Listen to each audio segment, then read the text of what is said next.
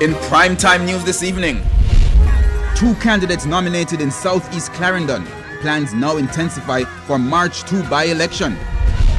Is it a big deal? Commentators weigh in on move by PMP Councillor Carrie Douglas to switch allegiance to the JLP. And more sand mining concerns in St. Elizabeth.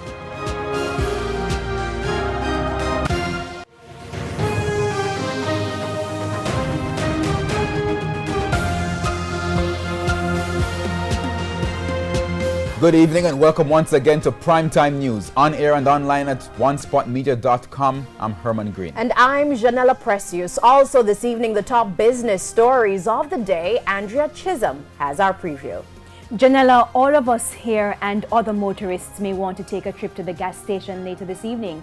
And that's because gas prices are going up tomorrow. I'll tell you by how much in the business day. All right, thank you, Andrea. From Andrea, we go to Jeremy Brown at the sports desk. He'll tell us what's coming up in sports. Thank you, Herman. Have you ever been to Tokyo, Japan? No, not yet.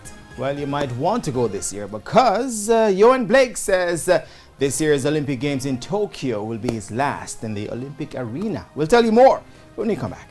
There's also sports commentary, E-Prime, and weather in this newscast. But before the break, the feedback question. Our question this evening: which Jamaican sports star do you think should be next in line for a statue at Independence Park? You can share comments online, facebook.com/television Jamaica, and tweet us at Television Jam. Please stay with us. Primetime News returns right after this break.